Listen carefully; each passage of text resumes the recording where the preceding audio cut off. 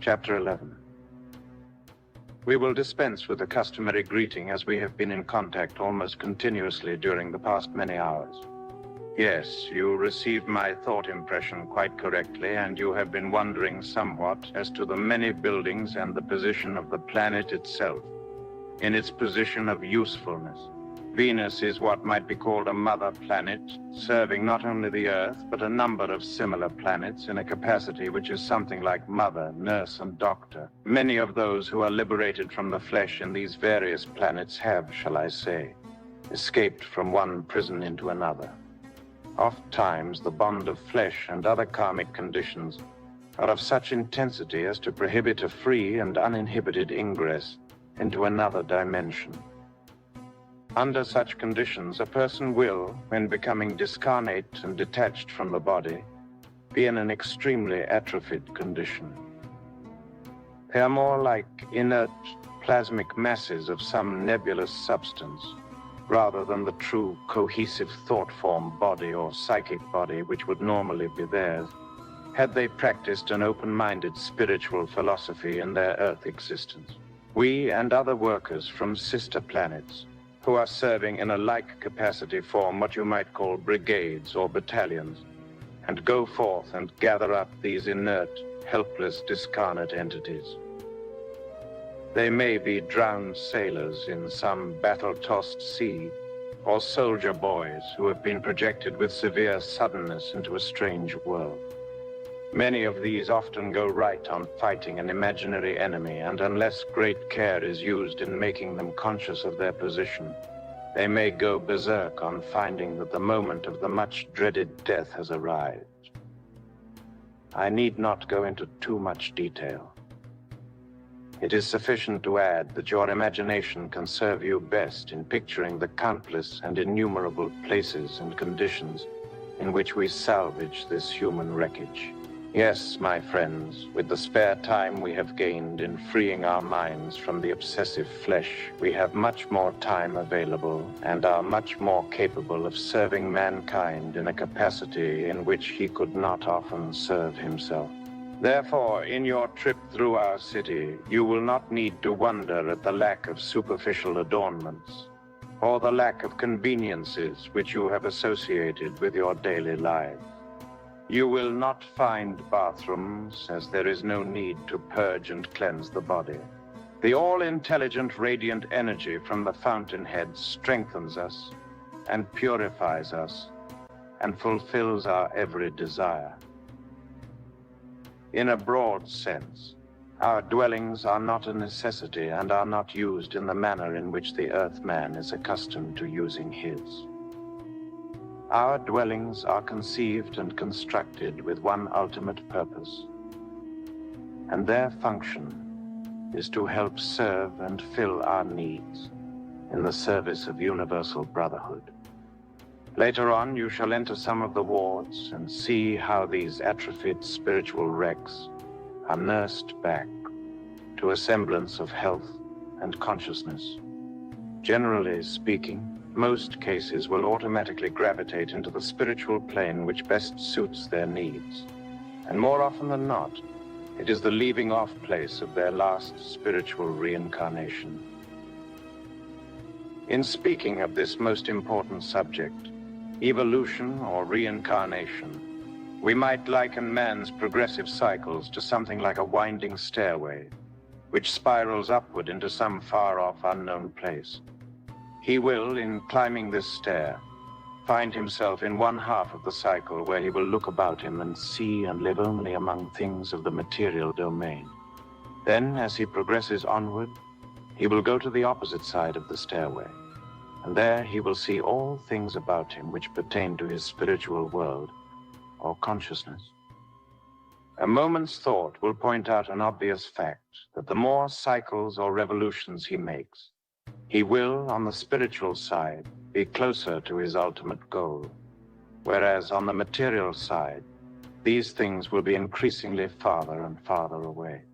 Should he, however, at any time lose the correct balance between these two worlds or dimensions, he will revert back and fall downward, invoking what is commonly called karma. This merely means that he will again have to tread the same steps over which he formerly passed, and under the same conditions, until he corrects this unbalanced condition. It might be pointed out that he is very seldom, if ever, aware that he is retreading a karmic path. God, in his supreme wisdom, would naturally assume that man should learn his life lessons unassisted, and solely from the inward consciousness.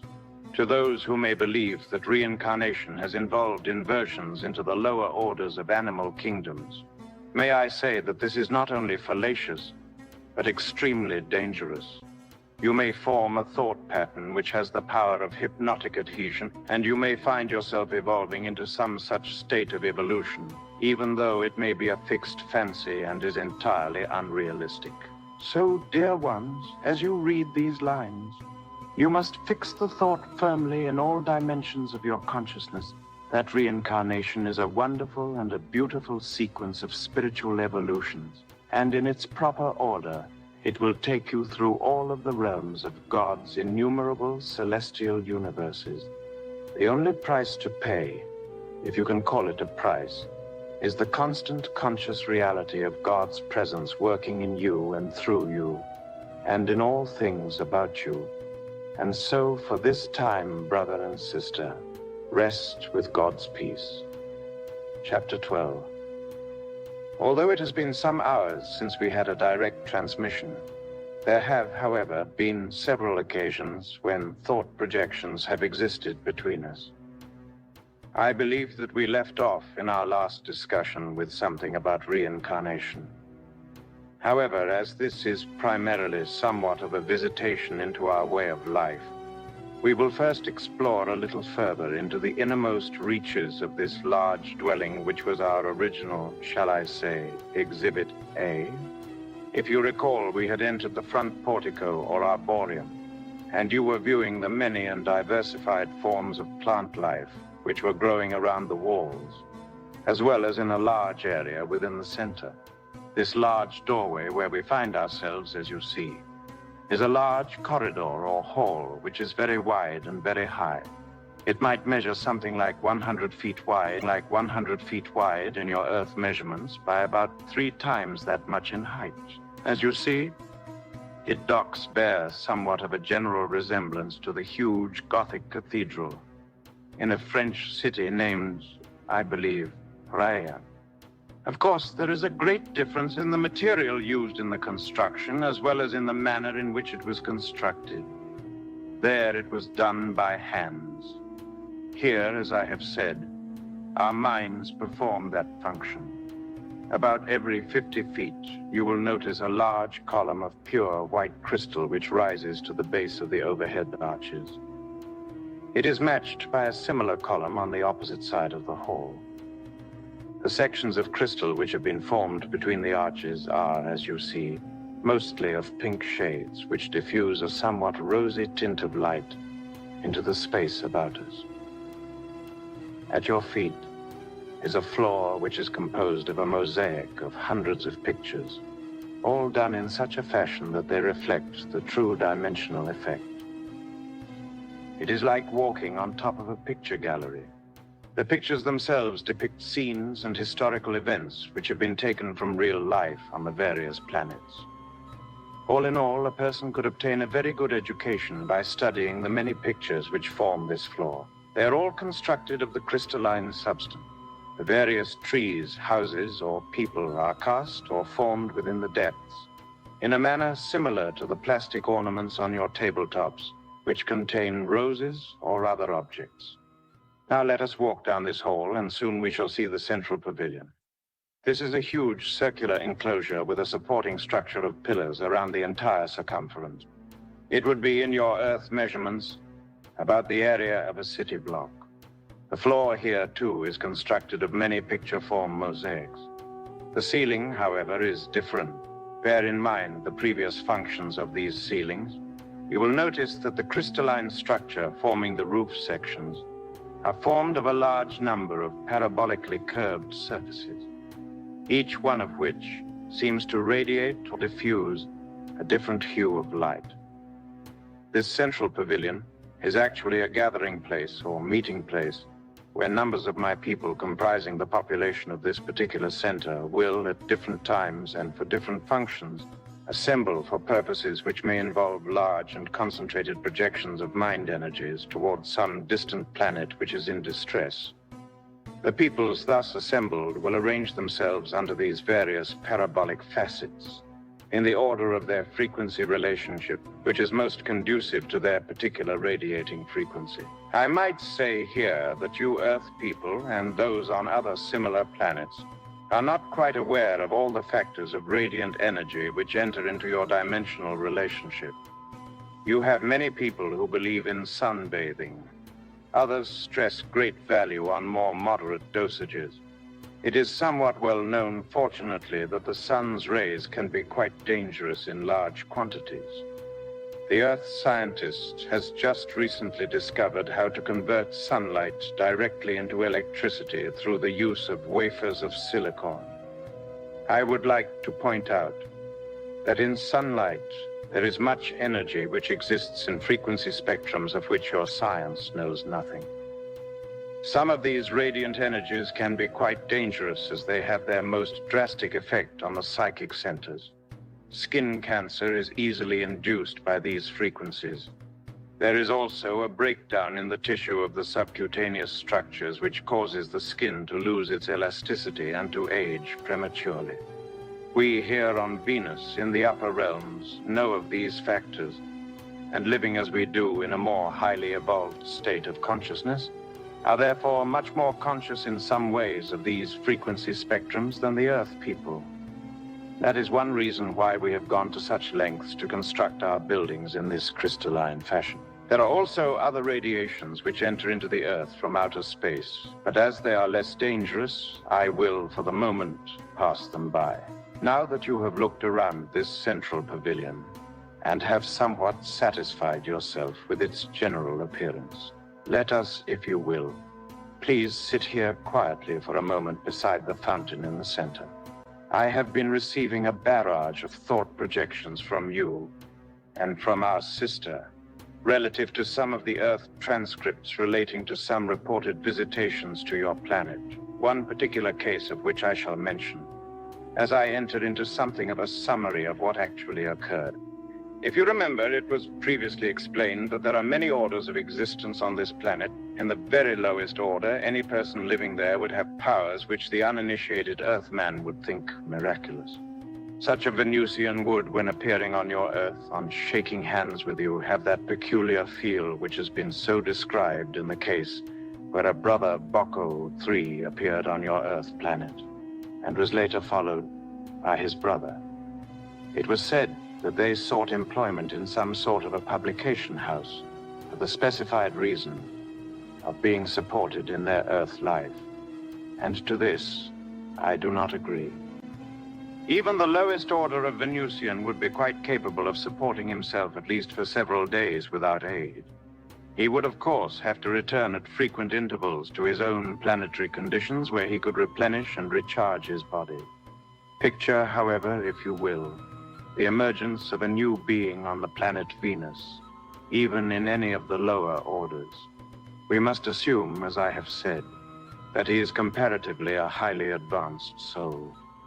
Finding himself in this new spiritual environment, and with such spiritual powers as thought projection, levitation, frequency alteration, relationships, and other spiritual awakening stimuli, he may become imbued with an overzealous consciousness to help his fellow man on some lower order. He and others like him may form some group or even a community, and in their combined mental attitude of helping some lower mankind, will consummate their desires on some other planet such as Earth. They will usually attempt in some way to appear either singularly or perhaps en masse, and by adopting various disguises will attempt to reflect, while they are on the Earth, a consciousness of the wrong and sinful way in which these men may be living. Usually such efforts, while motivated by spiritual principles, are short-lived and unfruitful, inasmuch as these particular Venusians have not yet reached a place of consciousness in their evolution where they have the true spiritual evaluations. They have, in some cases, become overzealous and attempted to force, in some way, what they believe to be their better philosophy, and to some less understanding man. This, as we know, is not quite right.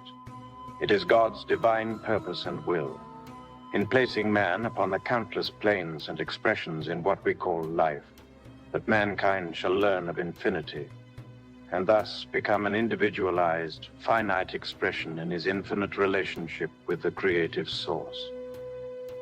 This can be done in only one way. Each individual must seek out his own pathway, and whether he takes a long time or a short time is of no consequence in the mind of the God Force, the ultimate factor being that the ever-seeking, ever-wanting a higher relationship must come from within the individual by his own will and desire. Each experience, each evolution, and the sum total of its experiences are of no consequence except that they have been expressions in which the individual learned something more of the infinity and purpose of God. But getting back to the experience of one of your Earth brothers, I will not say directly that he did or did not go to Venus planet in the manner described. However, I will point out to you that while it was entirely possible in such a manner, but it is of small consequence, and like many similar attempts to help the Earth people have always come to naught. Such lower orders of Venusians would, of course, have to seek out Earthlings who could be used for their purpose. Just as in hypnosis, all people cannot be hypnotized. Neither could all Earthmen be changed in their frequency relationship to their Earth plane, in such a way as to enable them to be transported in some such vessel to our planet. So therefore, these two brothers quickly found and singled out such an individual who was so easily altered for this purpose. As the Venusians had not evolved to a point where they had separated themselves from the idea that it was still necessary to travel through space in some sort of vehicle, or even if they had so disassociated themselves from such idea-sophies, they would have still found it necessary to use some sort of vehicle, for the Earthman would have completely revolted, as he was not sufficiently wise to know about such things as astral projection, as in your particular case. 4. In describing his trip, he spoke of arriving in some Venusian city, and he attempted to give some description, in which he stated of the peoples he saw that there was a separation of the two sexes into different levels of consciousness, or as he thought, 2 levels in space. This is quite true in the very lowest order on Venus. These peoples have not yet quite completely evolved into the necessary spiritual relationship between the sexes, if you will refer to one of the teachings from the planet Eros, which you have received, in which was stated, the psychic body consists somewhat of a mass of wave forms, the sum total being the spiritual counterpart of each Earth experience. As can easily be seen, with each day, each year, and each lifetime, the addition of all these new experiences as wave forms projected into the psychic body will in time displace many of the other frequency structures. These older structures have also their own natural tendency to fade away, as they can only be kept alive through the nourishment of memory consciousness. Therefore, as in these low-order Venusians, there are still psychic structures that have not faded away, which have in some previous lifetime related in a very strong fashion to sex associations. These people, however, in assuming their new mantle of spiritual knowledge and its relationship to their emergence into this new planetary way of life, have, with this knowledge, a sincere desire to eliminate the last vestiges and traces of the lower Earth life sex experiences. In the material worlds, such as your Earth, sex is a vital and integrated part of your lives. Of course, there is much false knowledge and many perversions in the expression of sex. However, it is often the underlying sex relationship which will bring out the very best in an Earthman. But with the passing of each evolution comes new knowledge and new relationships. On Venus, Sex is no longer necessary as a procreative factor. It must, like many other things, be displaced by new and higher relationships.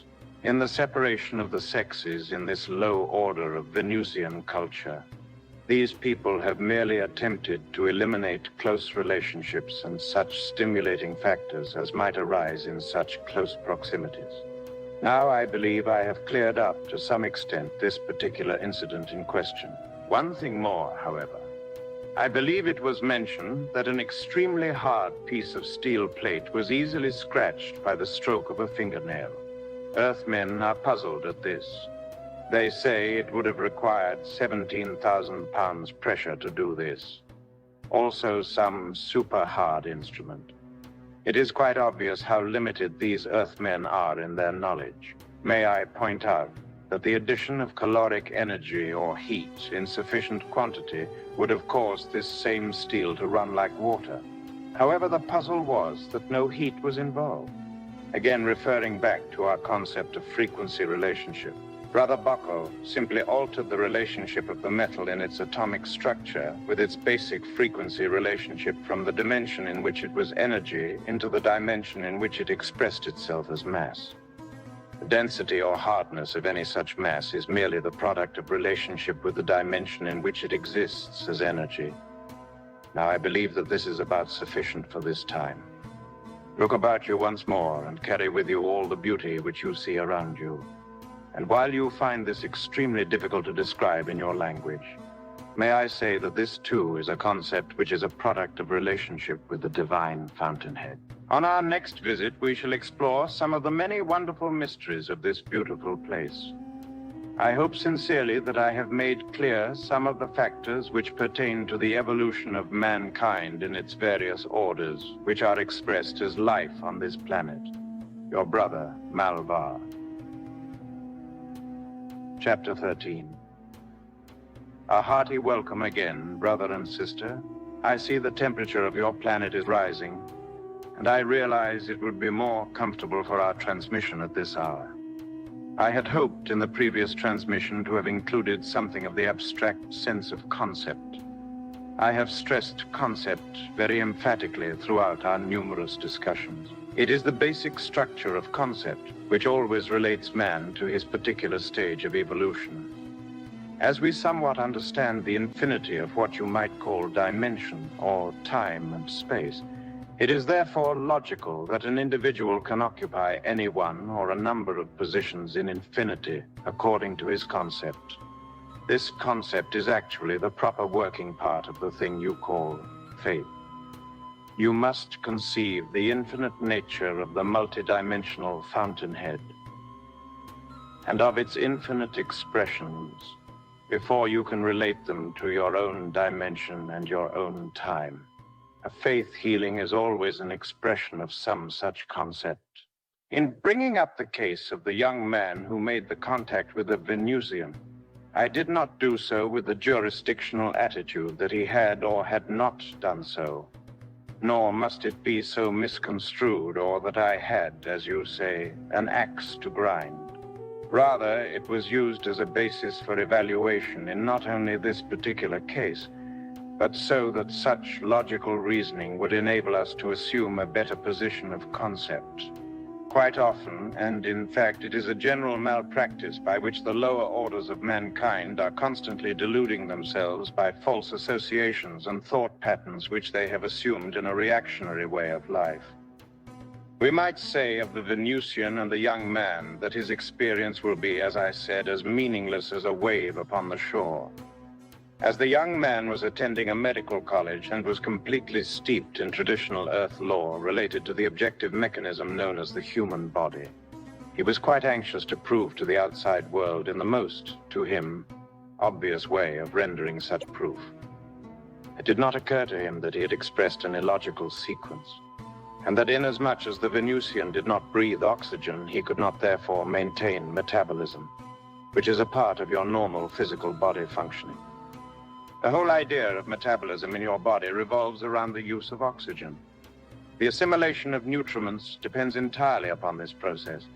In analyzing the blood of the Venusian, Assuming that there was blood and that it contained nutriments, how then could my friend explain the lack of oxygen?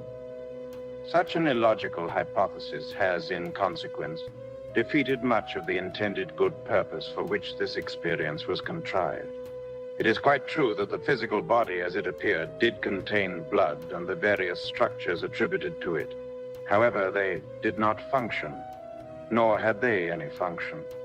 The Venusian, in materializing such a material body on your Earth plane, would do so on the basis of his knowledge of your bodily structures.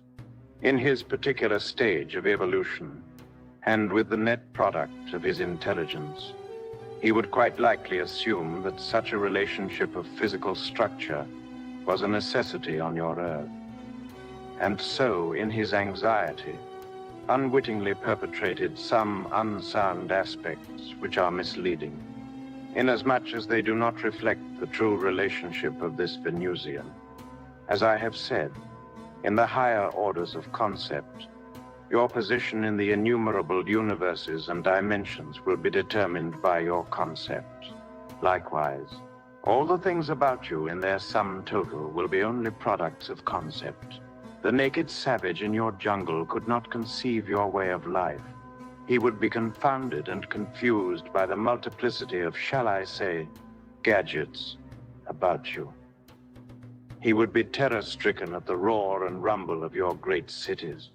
Likewise, you would find his way of life intolerable. That is why any explorer, in going into the jungle, must carry large quantities of his civilized appurtenances. And he would die without them. But I see I have consumed enough time on this subject. Let us merely say that we must not be deluded by illogical conclusions which have happened in the lives of others. If we seek far enough, the divine God within us will give us the answers.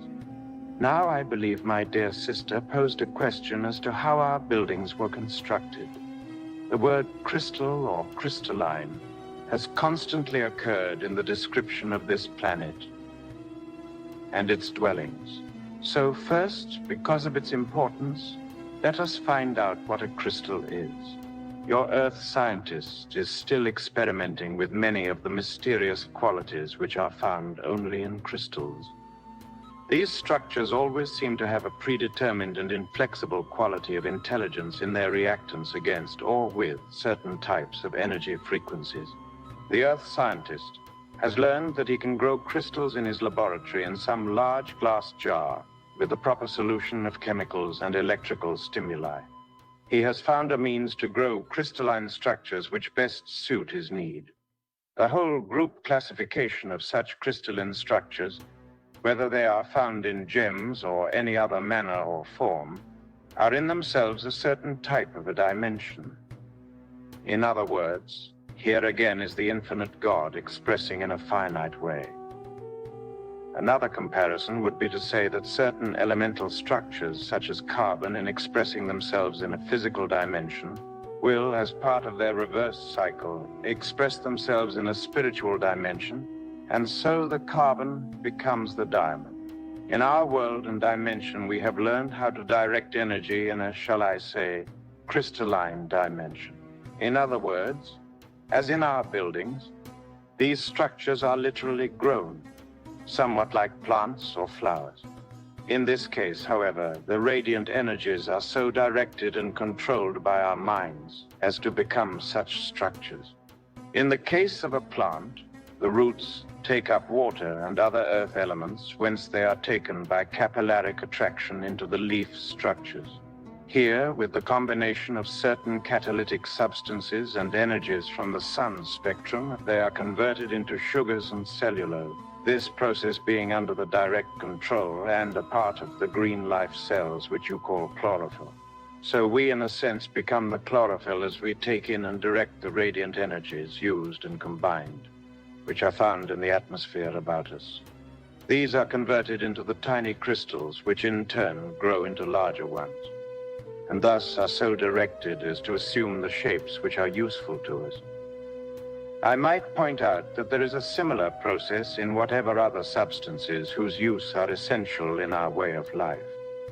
as you will see in the pavilion which is about you, and in all the radiant beauty which is reflected from these crystal structures. So likewise, while it may seem miraculous to you and your fellow Earthmen, we can also look upward and obtain glimpses into other worlds and dimensions which are just as miraculous to us in a direct comparison. In our next transmission, I will attempt to confine our contact to continued and factual viewing, and a description of this viewing, of our planetary way of life. I will remain in constant attendance until further contact. Malvar. Chapter 14. Greetings again, brother. As I have seen your light flashing in my mind, I know that we are again in contact. Yes, indeed, you are right. And I'm glad that it is so, that you are beginning to see much more clearly. And especially my people. I was with you when you were peeking in one of the doorways a short while ago, and I believe that you are partially conscious of what was going on, as well as seeing those who were participating. This is the room, and you were attracted to it, I believe, by the soft blue radiance with which it seems to be filled. I notice also that you are seeing a number of my fellow Venusians who are seated around the room in meditative positions. You are also beginning to see my brothers as they really are, that they are appearing to you not like yourself with 2 arms and 2 legs. Neither are they 2-headed monsters with many arms and legs, nor are they like anything else which may have been depicted in some Earthman's imagination. Instead, you see them as beautiful, glowing bodies of light, which seem to be pulsating and throbbing, and there are different colors and quantities of radiation or light which seem to come from different places. When your sense of relationship is fully developed, so that you form a true perspective of what you call form or shape or size, you will see that in our dimensions, you will see that we will, in consequence, assume a proper relationship like in your Earth world. In other words, the appearance of our bodies may startle or shock many Earthians if they were to see us so, because of their firmly interwoven thought patterns and relationships conceived in their world. Actually, the many radiant portions and color spectrums which seem to come from different sections of our bodies relate, in their proper proportion, to their own senses or functions in our dimension or world, as your various organs function for you in your Earth body. Thus, you might say, we do have organs, but they are radiant energy sources. A few of your Earth people have a partial knowledge of this, as they often refer to them by the word chakra, I believe, centers of radiation which stem into the physical body from the psychic. However, getting back to the subject at hand, which is this particular room, these brothers and sisters of mine happen to be engaged in the concerted effort of sending forth healing rays into a certain ward in one of your Earth hospitals, which is filled to overflowing with small children who have been stricken with that disease of ignorance, which the Earth doctor calls polio. It is through the united efforts of these brothers and sisters that we will help many of these children to walk again. Likewise, will the moments of fearful torture which is ahead of each of them be lessened by such healing ray projection. I see that a thought has crossed your mind. Inasmuch as this room was in a particular way just a little auto-suggestive of some of the seance rooms which you have entered in your Earth life. It is fortunate that your own spiritual forces were sufficiently directed to steer you away from these practices. While I do not like to reflect criticism or appear jurisdictional, it can be truly said that such misuse and misunderstanding of man's psychic self is malpractice.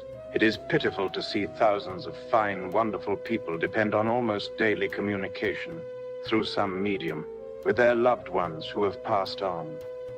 These are like small doses of some sedative, inasmuch as the individual becomes dependent upon the medium and cannot and does not face a more realistic position in their personal philosophy. It is a sign of weakness and lack of spiritual concept, which causes a person to seek out such means of communion. The dangers and damaging results are increased 100-fold when other phases, such as materializations, are entered into.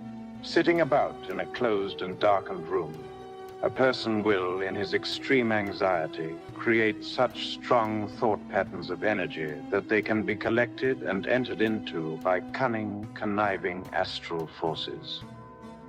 There are very few people on your Earth plane who have the absolute ability of distinguishing such subterfuges. Many times will these astral forces not only use the thought energies in the assumed form and shape and identities of Earth people who have passed on, but will often, in the case of stronger and more advanced entities, actually pose as masters. May I say to you and to all of the people of the Earth that no master has ever appeared at any seance, nor will he ever do so. The reasons are quite clear and obvious. In an abstract sense, a master does not need to appear to any person or persons for the purpose of impressing them in some way to live a better life. He does not need to do so. Masters would project through the inner person's consciousness. However, I believe the term master has been rather loosely applied. In my understanding of mastership, a master is a master when he is helping to direct and to teach large groups of individuals, each one of whom you might call a master. In other words, you may have referred to us as masters, yet we are humbly observant of much greater intellects who are helping to guide our destinies. Let not the word master confuse you. The word itself relates or is suggestive of some form of chained bondage.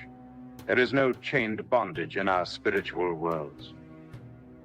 In attaining the proper balance and perspective of the relationships of the many planes results in a vast and integrated participating membership in which each individual is an active participant that rightly enjoys the fullest measure of spiritual companionship. Getting back to the seance room, let us say in conclusion that with them this is a cycle in their understanding, and to all those who participate in this philosophy, that inasmuch as it has been formed out of the fear of death, so will it pass from you. Being born into new spiritual realms and concepts, you will lose this fear and insecurity, and you will learn the true relationship and use of your psychic consciousness. I might add also that great harm is often incurred by the spirit entities which are often contacted. It is something like some great hand picking you up and setting you down in some far-off place where you had at one time suffered great fear and anguish. It is quite serious for many people who are newly born in some spiritual realm and are just beginning to, shall I say, walk, to be again confronted with some tearful friend or relative who, in their fears and insecurities, have sought them out. A true spiritual philosophy and practice of such contacts involves many factors of which you are not aware, as you do not have the proper sense of values and the relationship of the many astral worlds in which the newly born souls arrive. It is best, therefore, to adopt a more natural philosophical consciousness. We must know first, and it has been repeated countless times, that death is a word which means change, and that your loved ones and friends do live, just as you will, until and beyond the place and time you call eternity. Yes, brothers and sisters of the earth planes, you indulge yourselves in many interpretations of what you call spiritual philosophy. There are some who are attempting to teach others a perfect way of life, and yet they themselves are no less fearful than their fellow men, and their very teachings come not from the high places, nor from the word of God whom they profess to serve. But they speak and read from books the words of other men, no less fearful. There are altars of worship where they teach that the mere belief in God and Avatar Christ means absolvance from their self-imposed sense of guilt. Let me say, friends, that the absolvance of sin and error comes only from within yourself, and that you have used a destructive way. Your word repentance means this acknowledgement, and your salvation from this sin comes not from the priest of the temple, but in the lesson you have learned, and from your firm resolution to do better. You must know that this life of yours is contrived and fabricated of countless dimensions and evolutions, and that each succeeding lifetime is so woven and fabricated that it becomes your spiritual cloak, and within its radiant folds you will consummate a lifetime, yea, an eternity of service to your God through your fellow men. Look upward, my friends. Always look upward. Always live in the consciousness of continuity and acknowledgement of the divine fountainhead. See his waters flowing into you, as these waters in turn flow outward into all things that you do. Chapter 15. In our last visit, I made some rather strong statements. Since that time, I have been conscious of some chattering between you. I realize, therefore, that my statements could also cause even more chattering should they reach the eyes and ears of those more directly affected. I will not try to modify any of my statements. Be kind enough to me, however, to realize that I am trying to bring you an impartial viewpoint from a higher dimension, and one which is based on much experience and fact. So I will repeat that no master has ever appeared or materialized in a seance room. If by chance you know of some instance in which a master supposedly made an appearance, I would severely question the position of both the medium and the entity or apparition. Now, I do not infer that masters do not appear. Likewise, I place great value and emphasis on the correct use and understanding of psychic powers within their proper domain. There have been several masters who have lived on your earth in physical form. I need not mention that the one called Christ is the most outstanding example. Masters have also appeared in different ways and in some clairvoyant fashion to some of the more highly evolved souls who have lived or are living on your planet. In the Bible, there are numerous cases. A master appeared to one called Moses, and he wrote the 10 Commandments, out of which grew one of the oldest and strongest religions of your earth. After the crucifixion, the Master Christ appeared to Saul, or Paul, who founded a church which later, through a schism, became known as the Greek Orthodox and the Roman Catholic churches. A master named Zoroaster also founded a pure monotheistic belief.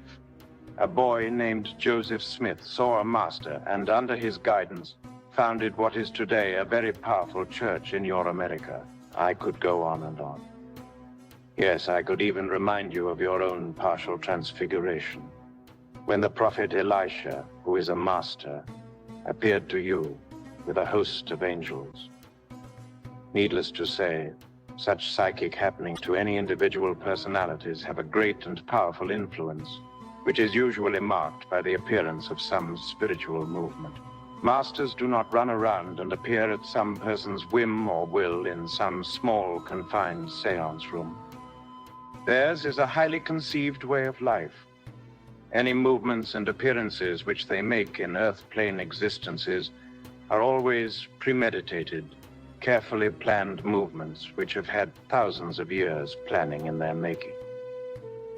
There is, of course, some conjecture as to what an Earthman may call a master. It is usually safe to say, however, that they do not assume a strong personal attitude. They do not go about proclaiming loudly that they are so and so. If you remember in your experience that although Elisha spoke to you, he did not call himself by name.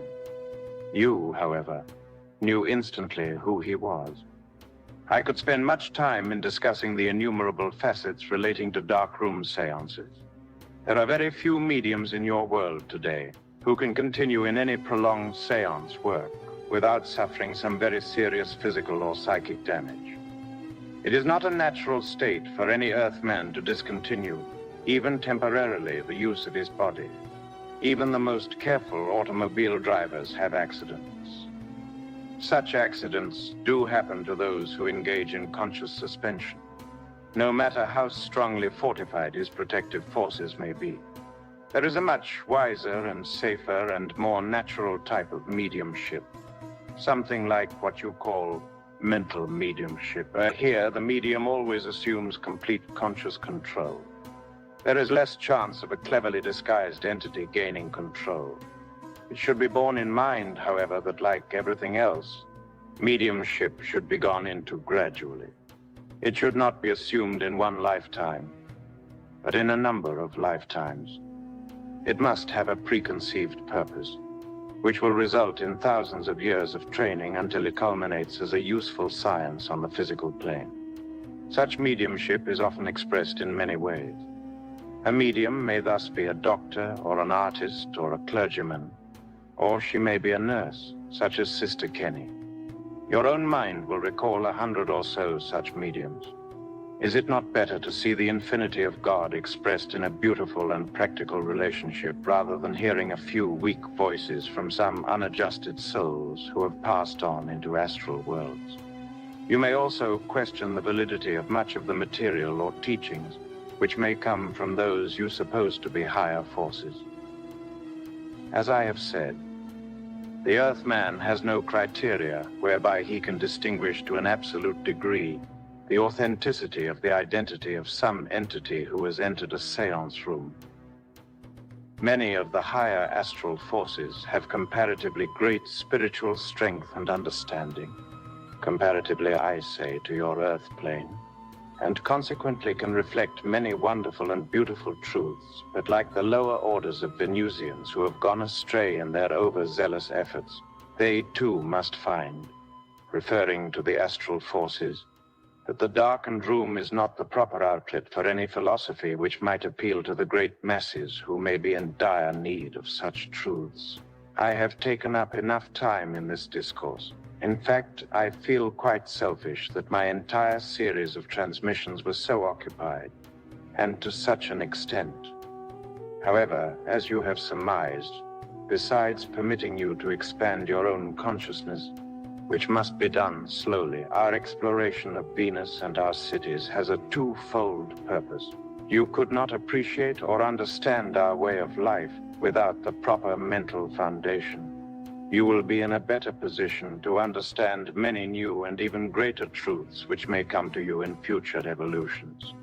For the moment, however, let us relax and stroll down the hall and enter some other room which may contain some great mystery. Here at the end of the hall is a doorway which leads into a nursery. You're wondering when I say nursery, inasmuch as I have said we do not have children. In this room, as you look about you, you will see large numbers of beautiful little bassinets which contain, shall I say, spiritual embryos. These are actually tiny psychic bodies or soul forms of infants waiting to enter a mother's womb on some earth at the moment of conception. Here you will see nurses, if you liken them to such, moving about and caring for, in various ways, these embryo souls. While I use the word embryo, each one of the tiny glowing forms which you see on these silken pads is actually, in some cases, a comparatively old soul. Many of those here in the room have already been through several births and several deaths. They are, as far as this room is concerned, however, people who have met with a sudden death or have committed suicide. It is one of our purposes and functions here on this planet to rebuild and reconstitute such violently dissipated causations, as in such cases there is a distinct damaging effect to the psychic body. You may also wonder that the entire personal identity of a human being could be contained in such small specks of light. But here again I must remind you of the word concept and the factor of the relativity of space. While in a normal sense, a person who has not suffered a serious catastrophe usually evolves into a new cycle of Earth life with a complete psychic substructure, this being the composite amalgamation of wave forms which relate to his previous spiritual and physical evolution. However, the tiny disincarnate psychic body which you see before you is all that is left after the needed corrective therapy has been applied. Do not, however, confuse this psychic body with the superconscious of the individual. The real superconscious of any individual resides in another dimension as an integrated factor with the divine fountainhead. The psychic body which you see is actually only something like a link in a chain which connects the physical individual with the fountainhead. When you become acquainted with the true factors and ramifications which enter into understanding what I have just told you, it will be quite easy for you to figure out for yourself just what position any particular individual is in at that particular moment of retrospection. In other words, this knowledge will advance you, in some respects, to a point which is comparable to something like an adept. I might caution you, however, and all who read these lines, that the greatest respect and reverence for, as well as an extremely careful usage of this knowledge, is imperative. I have long considered the advisability of giving this knowledge in the written word to the Earth peoples, with the advice of not only my fellow Venusians, but of those from the upper realms as well. I have decided to do so with two provisions. First, that certain ultimate secrets shall not be given to you at this time. I'm referring to the direct knowledge which would enable you to change your frequency relationship. I have also enlisted the aid of some vast astral agencies which will do much to correct any misusage which might arise if certain persons who read this book would use it for their own ends. Neither shall it be scoffed at or derided. May I say that any person who does so laughs at God and at all of the creative principles of heaven and earth. I have shown you this nursery because I wish to implant it in the conscious minds of the future Earth scientists who engage in corrective therapies which involve the human mind. After reading the truths which are contained in this written work, they will better understand in the treatment of some unfortunate misalignment that the patient can, and often does, incur his greatest distresses from some great negation in some previous life. We here on Venus do not have the power to remove these conditions, as this kind of therapy must occur only in a certain relationship and at a time when the physical, psychic, and the superconscious are united in an individual, and with the individual's full cooperation. I feel that you will agree with me when I say that you have just received a very astounding revelation. Until next time, Malvar.